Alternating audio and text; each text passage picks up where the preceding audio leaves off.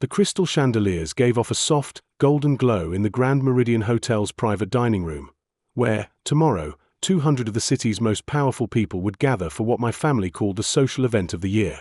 I sat at the far end of the long mahogany table, quietly watching as my family buzzed with excitement over wedding plans, menus, and a guest list full of big names in politics and business. The whole scene was laughable. None of them knew who actually owned every polished surface they were so proud of. "Emma, darling," my Aunt Patricia's voice slid through the room like a silk-wrapped blade. "You've been so quiet tonight. Aren't you thrilled about tomorrow? Michael's wedding will be the event of the season."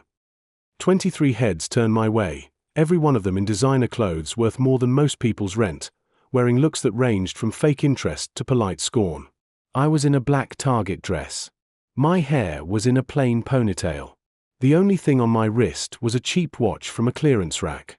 In their eyes, I was the family letdown. The 29-year-old who still hadn't figured things out, who worked some forgettable job in marketing and lived in what they called that tiny apartment downtown. The one with the 7-year-old Honda and discount store wardrobe.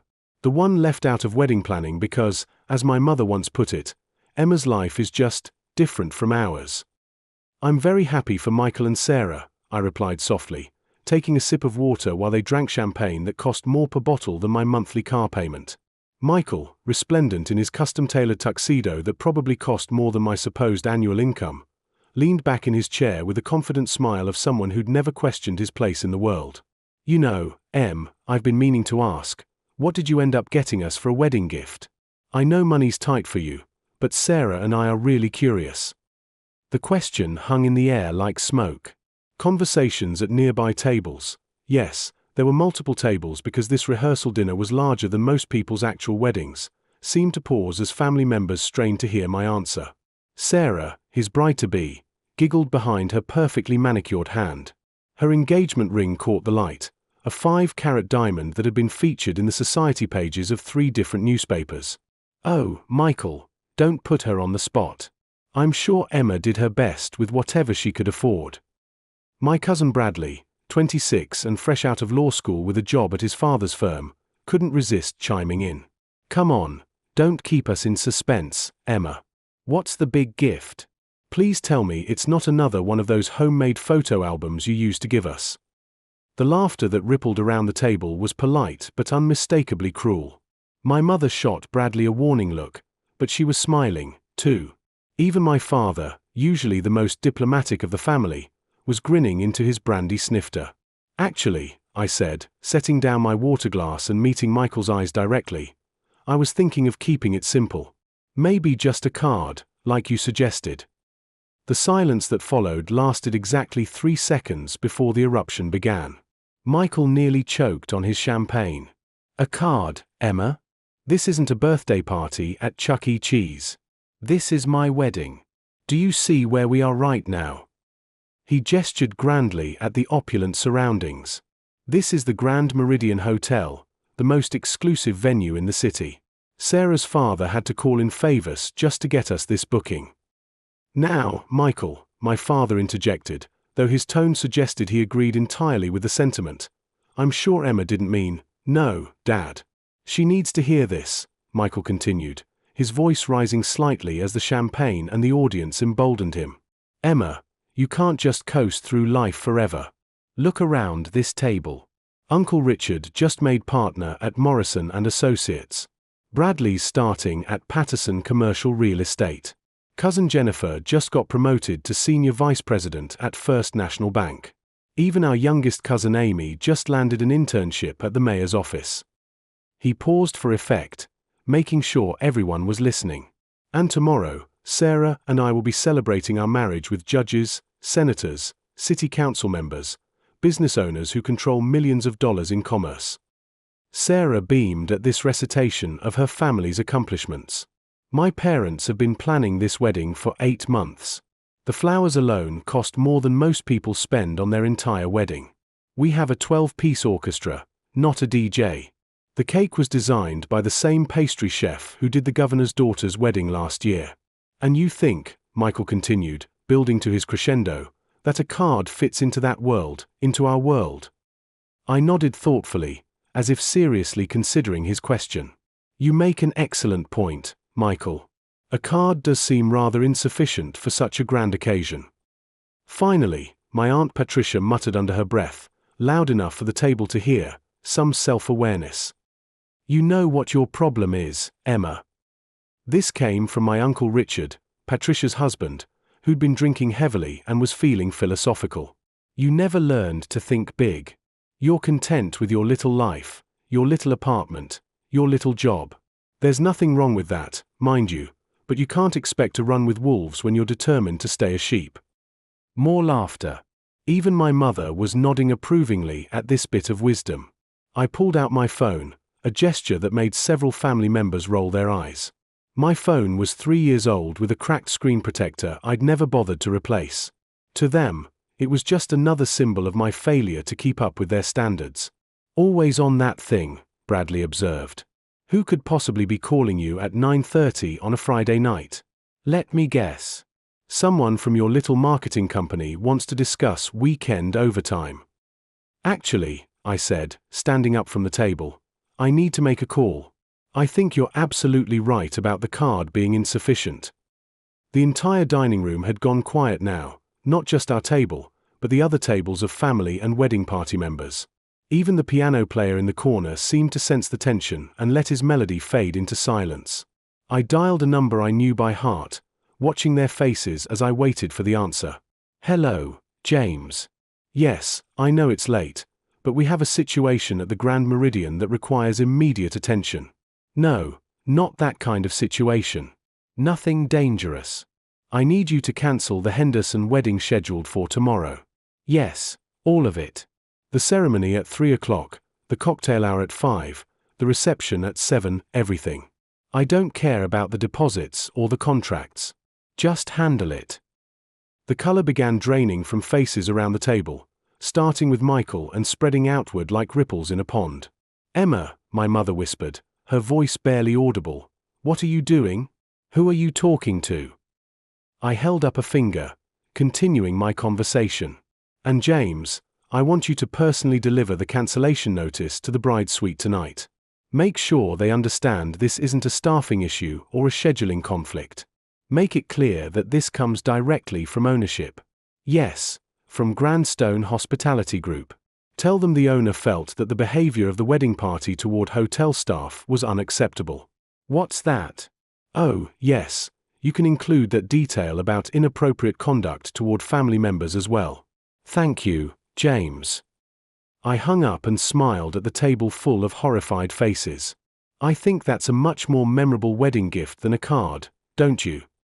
My father's voice was barely controlled. Emma, what did you just do? I gave Michael and Sarah exactly what they asked for, I replied, sitting back down and smoothing my discount dress. Michael said a card wasn't good enough for the Grand Meridian standards, so I made sure they wouldn't have to worry about meeting those standards anymore. Sarah stood up so quickly her chair toppled backward, crashing to the floor with a sound that echoed through the now silent room. You can't cancel our wedding. You can't just call some random hotel employee. I looked genuinely puzzled. Oh, Sarah, I think there's been a misunderstanding. James Richardson isn't a hotel employee. He's the CEO of Grandstone Hospitality Group. Grandstone. Uncle Richard's voice trailed off as the implications began to sink in. They own this hotel, I explained patiently, as if speaking to children. Along with 17 other luxury properties across 3 states, 2 resorts in the Caribbean, and a rather lovely chateau in France that I'm quite fond of. You'd be familiar with some of their other properties: the Grandstone Plaza downtown, the Meridian Resort where you vacationed last summer, the Ocean View Conference Center where your law firm holds its annual retreats. The silence that followed was so complete that you could hear the soft hum of the air conditioning system and the distant sound of traffic from the street below. That's impossible, my Aunt Patricia finally whispered. You work at a marketing firm. You live in that tiny apartment. You drive that awful car. I own a marketing firm, I corrected gently. Phoenix Digital Solutions. We handle comprehensive digital strategy for hospitality groups, luxury brands, and real estate developers nationwide.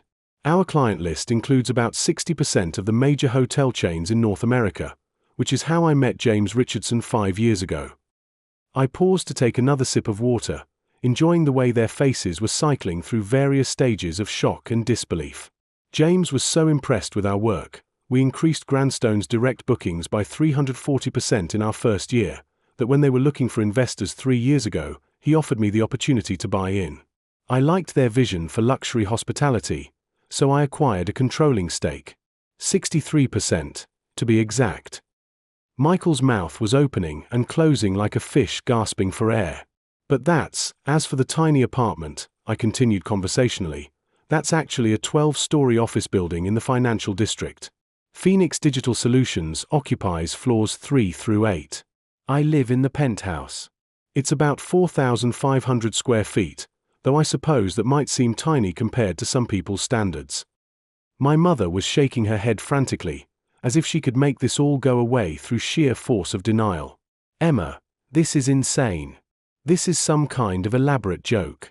You can't possibly own a hotel chain. Look at your clothes. Look at your car. The clothes are from Target. You're absolutely right, I agreed.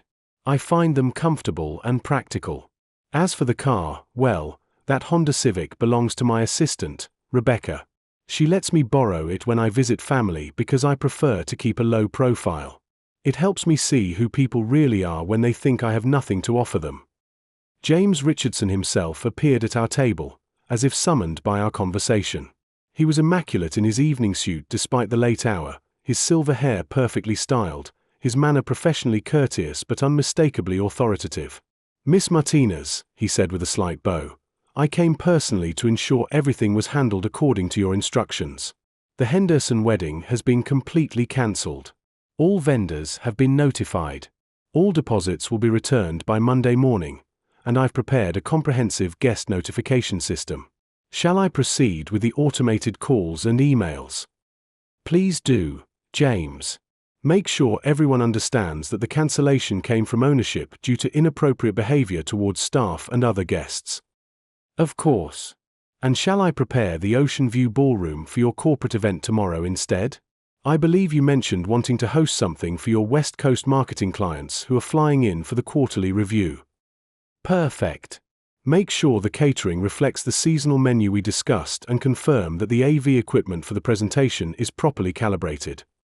Already handled, Ms. Martinez. Will there be anything else? Actually, yes. I'd like you to comp these ladies and gentlemen's dinner tonight. Call it a cancellation courtesy.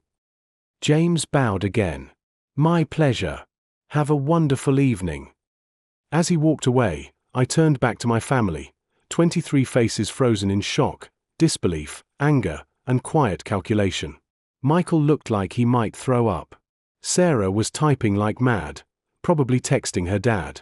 My parents just sat there, stunned, finally realizing that their disappointment of a daughter had more power than they ever imagined. You know, I said casually, when you build a business from scratch, you learn to stay humble. I started Phoenix Digital in what you all called that tiny apartment, back when it really was tiny. A studio above a coffee shop, $800 a month rent. I saw it hit them, mental gears turning, trying to figure out how I went from that apartment to owning hotel chains. I worked 18-hour days, lived on ramen and free snacks from networking events. I wore the same 3 outfits to every meeting for 2 years. Every dollar went right back into the business. But those years taught me something important. Success isn't about flashing it. It's about building something when no one's looking. Emma, Michael whispered, I didn't know. How could we have known? You never said anything about. About what? I cut in. That Phoenix Digital went public 18 months ago and now it's worth $1.2 billion. That Forbes named me one of their 30 under 33 years in a row. That I've spoken at Harvard, Stanford, and Wharton about digital transformation in hospitality. The number hit them hard. A few even flinched. You could have asked, I said. You could have shown the tiniest bit of interest. Instead, you joked about my clothes, my car, and how I never figured life out. You treated me like a charity case, like someone you were ashamed of. Sarah suddenly grabbed my arm, her perfectly manicured nails digging into my skin. "Wait, you can't do this. This is my wedding. 3 years of planning. My father will destroy you. He owns Patterson Commercial Real Estate. He has connections throughout this city." I gently but firmly removed her hand from my arm. Patterson Commercial. How interesting. They managed the Riverside complex where my original office was located before I bought my own building. Small world. Her face went from flushed anger to ashen panic in the space of a heartbeat. "What do you mean?" "Well, I'm sure your father is a lovely man, but Patterson Commercial was charging me triple the market rate for substandard service, broken elevators, inconsistent heating, security issues. When I started looking into it, I discovered they were doing the same thing to most of their tenants.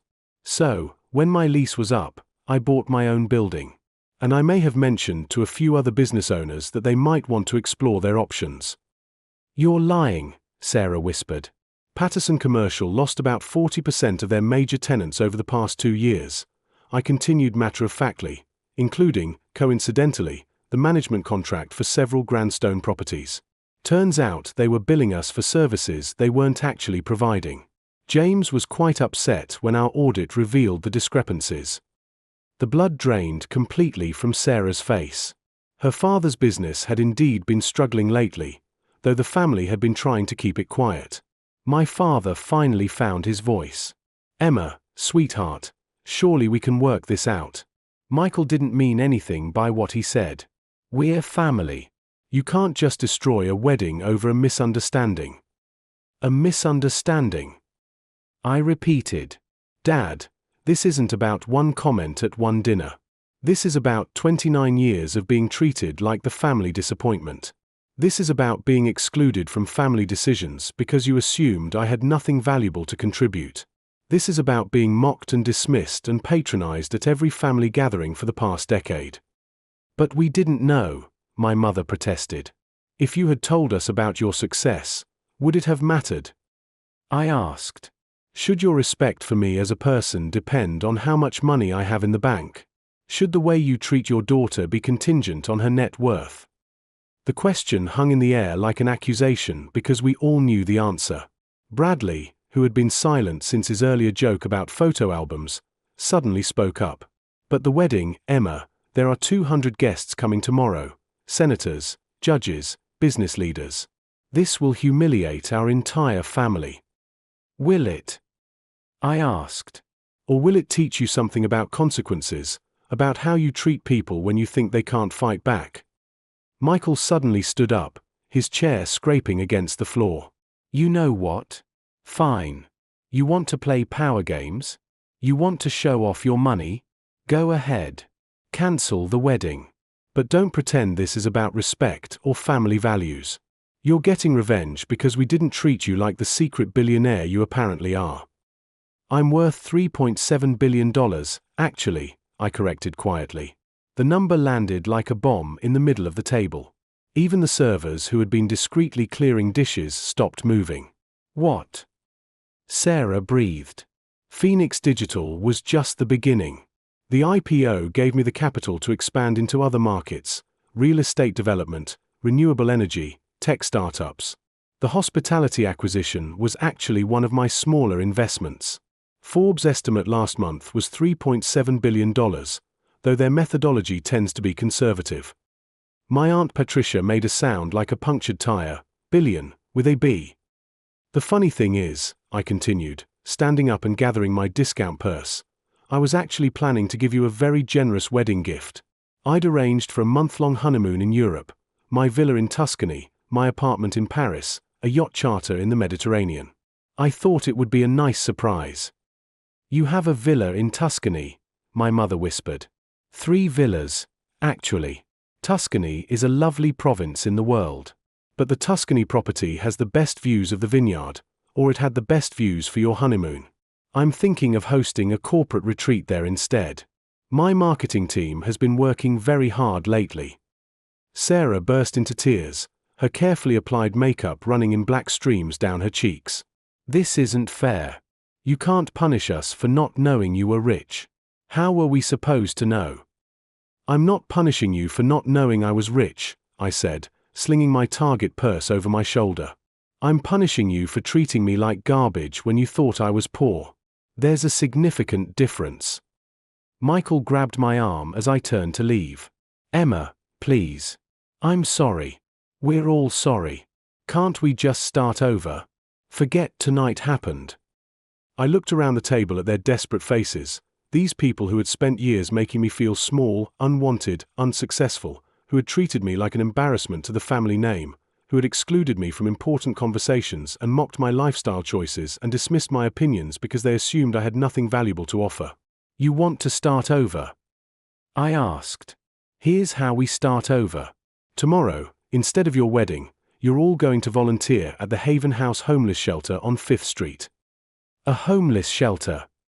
Patricia looked like I'd suggested they volunteer at a sewage treatment plant. Every Saturday for the next 6 months. All of you. You're going to serve meals, clean bathrooms, sort donations, and listen to stories from people who have nothing but still treat each other with dignity and respect. People who understand that a person's worth isn't determined by their bank account or their zip code or the label on their clothes. And if we refuse? Michael asked, though his defiance was considerably less impressive than it had been an hour ago. I smiled. Then you refuse. It's your choice. But understand that my choice is to never speak to any of you again. No family dinners, no holiday gatherings, no graduations or births or funerals. You'll be strangers to me.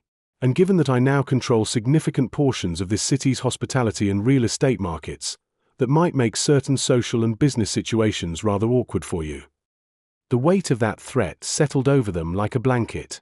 For all their dismissive treatment of me, I was still family, still their daughter, sister, niece, cousin, and now, apparently, their only family member with any real power in the circles they cared about. 6 months at the shelter, my father said slowly, his voice carefully controlled. And then what happens?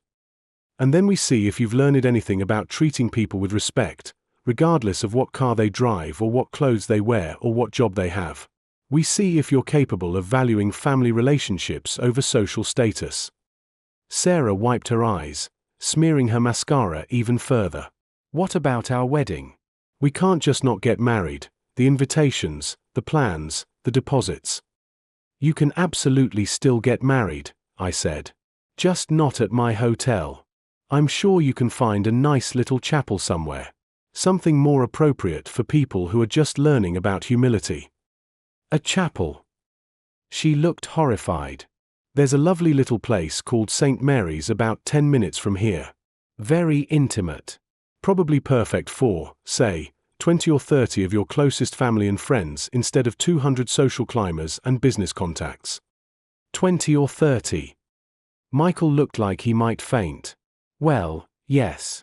I assume most of tomorrow's guest list was more interested in networking and being seen at the social event of the season than in actually celebrating your marriage. Once word gets out that the Grand Meridian wedding is cancelled, I suspect you'll discover who your real friends are. I started walking toward the exit, my discount shoes silent on the plush carpet. Behind me, I could hear Sarah sobbing and Michael frantically making phone calls, probably trying to find another venue at 10 p.m. for a wedding the next day. Emma, my mother called out as I reached the dining room door. This isn't you. You're not cruel. You've always been the sweet one, the kind one. I turned back one last time. You're right, Mom. The old Emma, the one who let you walk all over her because she was desperate for your approval, wasn't cruel, but she also wasn't respected. She was treated like a doormat because she was afraid to stand up for herself. So this is who you really are. Michael had followed me to the door, his face red with anger and humiliation. Some vindictive billionaire who destroys people's lives for entertainment. No, Michael. This is who you forced me to become. You wanted to know what I was really worth, what I could really contribute to this family. Well, now you know. I walked out of the Grand Meridian Hotel, my hotel, into the cool evening air. The valet, recognizing me despite my humble appearance, had already brought around my actual car, a midnight blue Bentley Continental that cost more than most people's houses. As I drove through the city streets toward my penthouse, My phone buzzed constantly with frantic calls and texts from various family members. But I ignored them all. Tomorrow would be very interesting indeed. 6 months later, I got my answer. They had all shown up at Haven House that first Saturday, initially sullen and resentful, dressed inappropriately and clearly miserable about the whole arrangement. But something remarkable happened over those 26 weeks. They started talking to the people they were serving. They started hearing stories about families who'd lost everything through medical bankruptcies, veterans struggling with PTSD, single mothers working 3 jobs and still unable to afford rent. My father surprised me most. The proud businessman who'd always looked down on charity work became one of the shelter's most dedicated volunteers. He'd started a job training program using his business connections to help homeless individuals find employment. He'd even hired 2 former residents at his company, something that would have been unthinkable 6 months earlier. Michael and Sarah had indeed gotten married at St. Mary's Chapel the day after their Grand Meridian cancellation. 28 guests instead of 200, a simple reception in the church hall instead of a grand ballroom. Sarah later told me it was the most meaningful day of her life, focused on love and family instead of social status and business networking. At our first family dinner in over a year, held at Haven House, not some fancy restaurant, Michael approached me quietly as we served meals to families who reminded us all what was really important. Emma, I need to apologize. Not just for that night at the hotel, but for years of treating you like you didn't matter. I was so focused on what success looked like that I never bothered to see what it actually was. And what is it? I asked, ladling soup into bowls. It's making a difference. It's building something that matters. It's treating people well because they're human beings, not because of what they can do for you. He paused, watching a homeless veteran teach my cousin Bradley how to properly organize the food pantry. You were successful all along. We were just too blind and self-absorbed to see it. I smiled at my brother, really smiled at him for the first time in years. The villa in Tuscany is still available. If you and Sarah want to take that belated honeymoon, consider it a wedding gift. Better late than never. As we cleaned up after the evening meal service, watching families with nothing share what little they had with gratitude and grace, I realized something important. I'd thought I was teaching my family about respect and consequences. But they taught me something equally valuable. Real success isn't about accumulating wealth or building business empires or wielding power over others. It's about using whatever advantages you have to lift people up, not tear them down.